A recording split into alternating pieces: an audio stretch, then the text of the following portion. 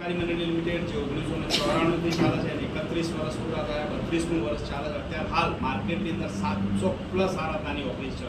25,000 કરતાં વધારે માણસો આરાધનાની અંદર કામ કરી રહ્યા છે. જે પણ વ્યક્તિ આરાધનાની અંદર બચત કરે છે એની અંદર જે રિકરિંગની ચોપડી છે સૌથી વધારે ચાલે છે 8 વર્ષ, જેની અંદર 6 મહિને ગિફ્ટ મળતી હોય છે, માસિક હપ્તો 3 ગણો એટલી ગિફ્ટ મળતી હોય છે અને 12 મહિના થાય એટલે લોન મળે છે. 500નો હપ્તો 12 મહિના એટલે 6,000 થયા. લોન કેટલી મળે છે? 15,000. એટલે કોઈ પણ વ્યક્તિ તમને પૂછો છો કે સંસ્થાનું કંઈ થશે તો ભાઈ તમે 6,000નો ચેક આલો, હું 15નો આલું, એટલે તમારે મને શોધવાનો નહીં, મારે તમને રોજ શોધવાના. ક્લિયર? આટલો જવાબ આપી શકાય. માર્કેટમાં જે બી એસઆઈપી એટલે રિકરિંગની સંસ્થાઓ છે સૌથી મોટી એ 4% કરતાં કોઈ વધારે વ્યાજ આપતી નથી. આપણી સંસ્થા 8% વ્યાજ આપે છે. સૌથી સારું રિટર્ન આવે છે.